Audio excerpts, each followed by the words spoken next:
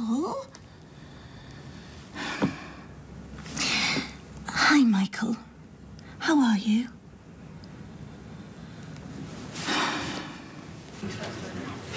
So, is it a business lunch? I thought it was a double date. It is not a double date. It's not a double date. We are just two good friends who happen to work for the same company. Yeah, it's all above board, thank you. Yes, Steve, I washed the dog you asked me last night. Well, if you don't believe me, that's your problem. So wash yourself then when you get back. Well, I can only put it on a company ticket if we discuss company business. Michael, say something work-related. What? Yeah, right.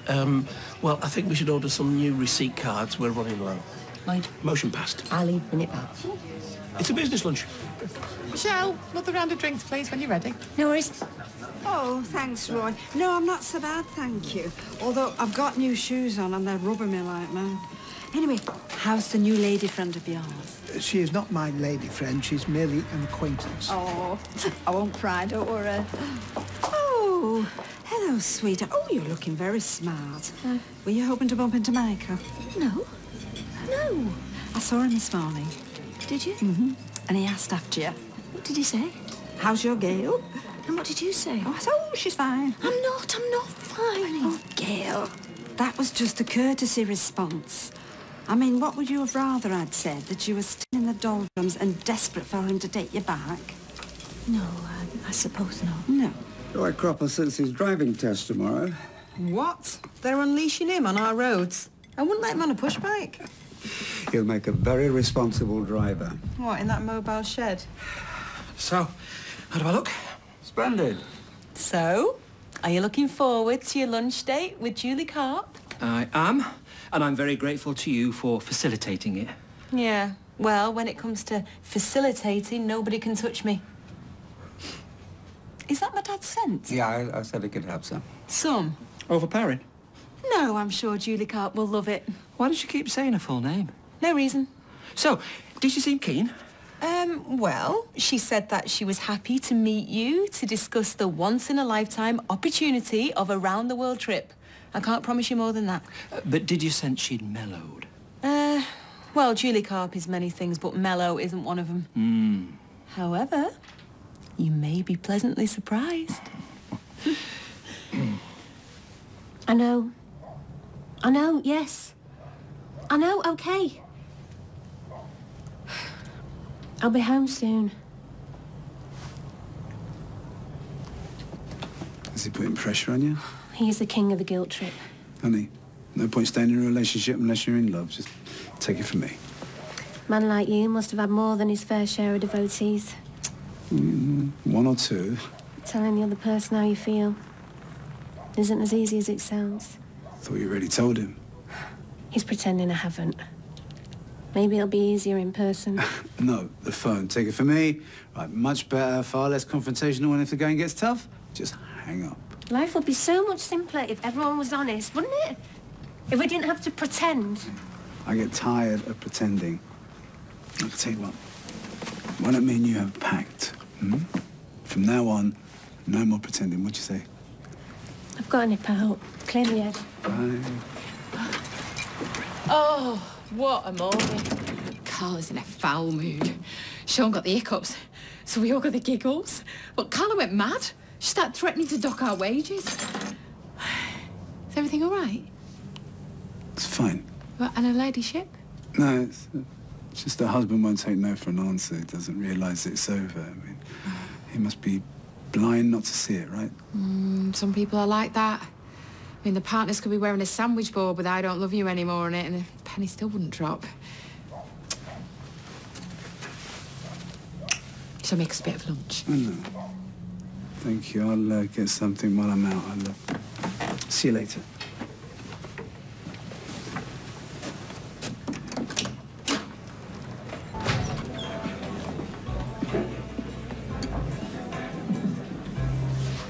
Brian, Yes? it's Julie. Julie Carp. Beg your pardon? You wanted to meet to talk about a round-the-world trip? I'm afraid there's been a misunderstanding. Your name's Julie Carp. Always has been. And you've a yearning for travel? How long would we be gone? I don't know. When exactly did you first hear from me? Last night we exchanged messages, didn't we? Brian? Fancy seeing you here. And you must be Julie Carp? Yeah. Brian has told me all about your messages. He was so excited to meet you. Tracy's my landlord's daughter. Yeah, but never mind me. I'm sure you're keen to get to know each other. So, where are you from? Oldham. I live 2 streets away from Latix. Well, when I got your messages, I was thrilled. I haven't been abroad for years. And my divorce came through last week. Oh, well, perfect timing. It must be fate. So what's your situation? My situation is complicated. He's single and available, and he can't wait to get on that boat. Can you, Brian?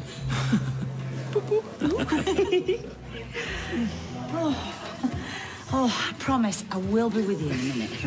Don't worry, look, I'm happy. I'll admire you from afar. You look shattered. Oh, Kev, I couldn't sleep last night. I had to get up, make myself a cup of tea, put the telly on. It was 3 o'clock in the morning. What was on? Poker. Poker? Poker? Yeah, well, I used to play a bit when I was younger. You guys play? Well, I've only played the once, like. I played twice. Yeah, I didn't even know when I was bluffing. Well, it's all the rage in Hollywood and Vegas. Yeah. Do you know, we should have a game, mate. I don't know. I think I've forgotten the rules. I'll remind you. We could play in the back room. What? Now? Later. I'll have a word with Liz. All right, then. What are you lot cooking up? You haven't said anything to Andrew about our little moment? No, I haven't told a soul. What about you? Shh, Jerry's coming over. Oh, what's the matter with this one? It's Devon to Lisa. Something doesn't stack up. Honestly, Roy, she's treating me like a slave, she is. 2 takeout coffees and a packet of plaster she's just sent me out for. I'm afraid I don't sell those. Oh, well, you could have saved me a trip to the chemist. New shoes. What? No, I've had these for years. No, I meant the source of Audrey's discomfort. What? Oh, yeah, she's been boring you about it. No, she's been going on about it all day. How much money will I need? Just bring what you can afford to lose. You'll probably end up playing with matchsticks or pennies. I'll get a load of matchsticks then, just in case. How's your poker face? Not bad. Show me then. That is brilliant. Checking his makeup, Jace. I was just showing him my poker face. Go on, show Gary. Like, pretend you've got a bad hand. No, a bad hand in poker. Do you know, I'll forget about it, Kirk. Life's too short. Who's playing poker, like? We are tonight. And Liz's new boyfriend. In the back room of the Rovers, you fancy it? Yeah, sounds all right. I'll check with Ali. Good point. I better run it past Beth. You're mad, aren't you? She's gonna let you gamble away the family silver. Just tell her you're going for a pint or something. Hey, Roy, you fancy a game of poker? I don't gamble anymore. He's got his driving test tomorrow. Oh, confident? He'll be fine. I had a very traumatic dream about a roundabout last night. Roundabouts? Well, it's not roundabouts you need to worry about. It's reversing round corners. And hill starts. They can be tricky under pressure. Sorry. I should go back to Carlisle. I'm not sure why I came here. Aren't you? Do you believe people come into your life for a reason? Totally. I'm not sure what I would have done without you. Not me, you. You've liberated me. I'm liberated. Poker? With Jason and Kirk. Since when has Dan been mates with Jason and Kirk? Since he was stood at the bar with them during the lunchtime rush. They won't be in your way. Just play a couple of hands, that'll be it. But do you think you could knock up a few sandwiches for him? Me? Shall I dress up as a bunny while I'm at it?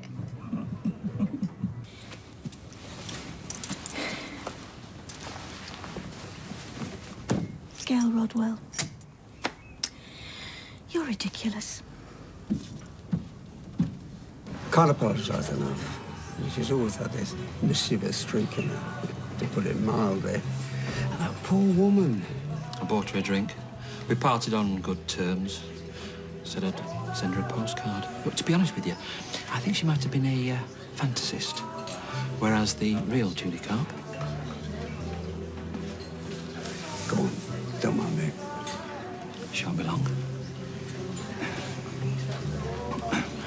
Hello, Julie. Where have you been dressed like that? I had a lunch date with Julie Carp. Excuse me? No, your ears do not deceive you. She was a native of Oldham, lived 2 streets away from Boundary Park. Perfectly pleasant woman who was more than keen on the idea of a round-the-world trip with yours truly. You're gonna have to start again. What's he talking about? If I told you Tracy Barlow was involved, would that make it any clearer? I thought I was meeting you, hence the natty jacket and the polished shoes. And the copious amounts of what smells like Ken Barlow's cologne.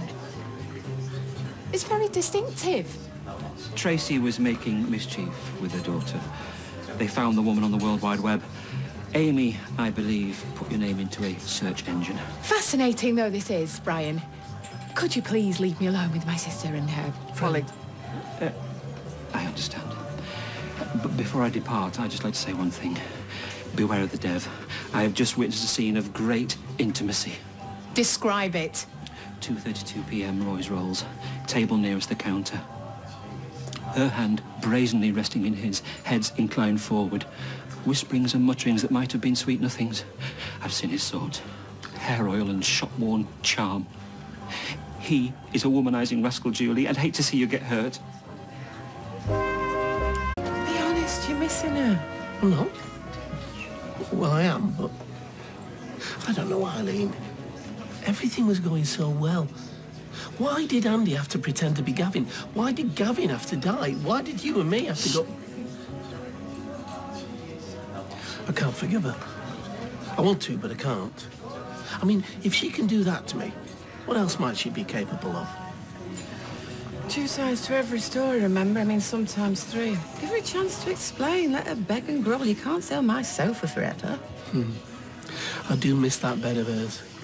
There was a lovely fluffy rug on my side. My toes would sink right into it. Well, whatever you do, just don't tell her about our little moment. Why don't you come with me? What for? Moral support? I don't think so.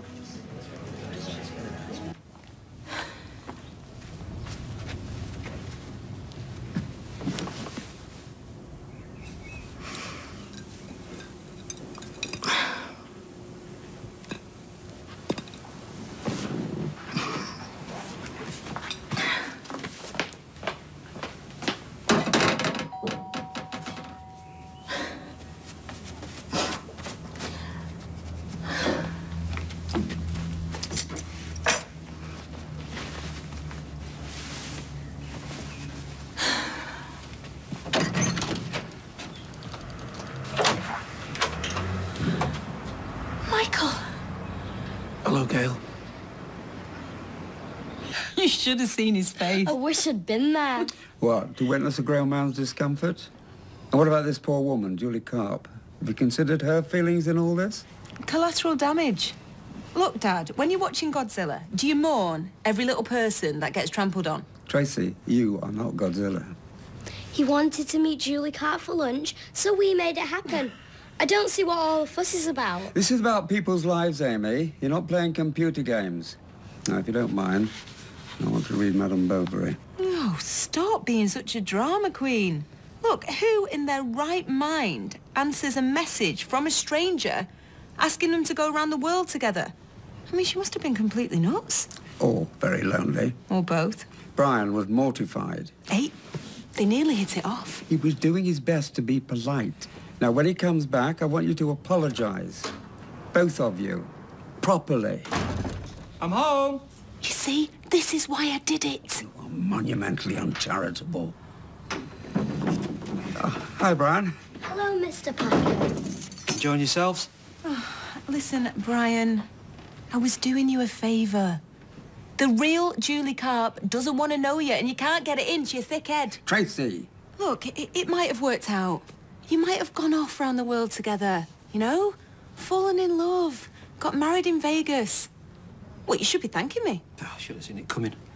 Though it's too preposterous to predict. For what it's worth, Mr. Packham, I'm sorry.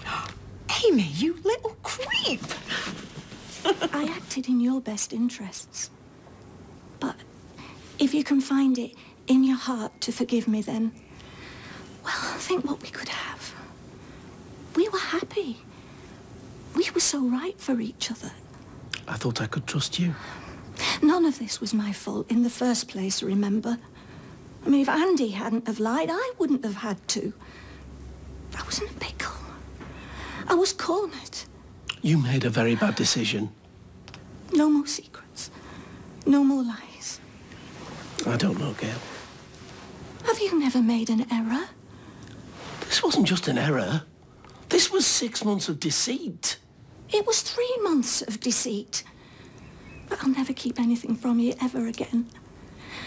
Please, Michael, take me back. It's undignified to beg, but I'm begging. What? While we're on the subject of honesty and truth. Yeah. Well, the reason for my little setback, my latest turn, it wasn't stress. It was Eileen. Eileen? Yeah. We had a moment. What sort of moment? It was little more than a clinch, I swear, and the next thing I knew, I was in hospital. I bet you were. Well, I couldn't see any way back for us. I thought it was over. She's been a very good friend to me. She provided me with a sofa and a sympathetic ear. Just an ear? It was one kiss, one little kiss, and she made me promise not to tell you. She's been waiting. She's been waiting for years. She probably had her eye on Joe as well, and Richard, and Martin. This isn't about you, Michael. It's all about me. No, I think you've got it wrong. She's very supportive. Do you know, I reckon if you two were to sit down and talk to each other, you could be quite good friends. Friends? Me and Eileen Grimshaw? We're estranged for 2 minutes and she's all over you like a rash. It wasn't like that. No, we were sat chatting on the sofa and it just happened. Where is she? Well, no, please don't overreact. Overreact? I'll kill her. Well, I better come with you. You'll stay where you are. This is between me and her. Honey, you need to be with someone who appreciates you. Because your marriage is dead, isn't it? Because it isn't. What are you still doing here? Dev, I think you're really sweet. Yeah? And I think that we have a really powerful connection. Am I wrong? Well, more powerful than this internet connection, that's for sure. You saved my life. And I know, yeah, I'm with Julie. But the truth is, and you know this, it isn't going anywhere. I think she's really lovely and very understanding, putting up with me being here. It isn't going anywhere. You know, even when she met me at the airport, she was with my kids. The only thing I could think about was you. Well, you should stop. I can't stop. And it's too late. I'm in love with you. Tom. Why? Don't you feel the same? No.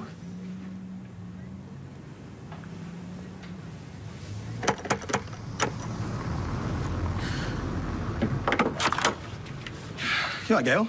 No, I'm not all right. Where is she? Who? The skank they call your mother. Probably at work. Why?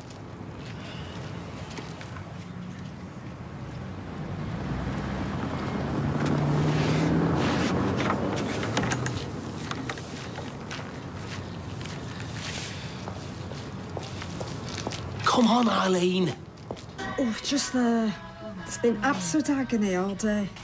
Of course, I'm getting no sympathy from this one. Excuse me, when I got you them plasters? I didn't even ask you for the money for them. Oh, I'll give you the money, Maria. I don't want money. She had lunch with us earlier on in the Rovers. Us? Yeah, Andrea, me, Eileen, Michael. How cosy. Wasn't like that. It was a business lunch. We were discussing a new batch of receipt cards. They might still be there. I can assure you Michael is not. Thank you for your help.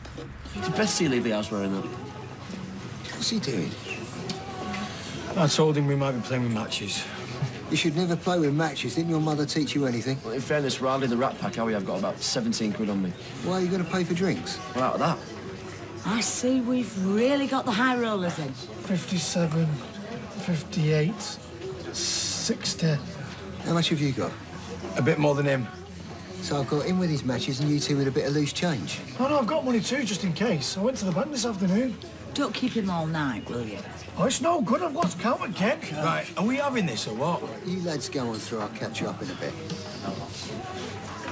Cheers, Liz. How have I landed myself in this? You will go easy on them, won't you? They are just kids. I'd rather be alone with you. Well, this was all your idea. Where is she? Oh. Eileen? She was in here earlier, lunchtime. Was talking about getting her hair done. Why?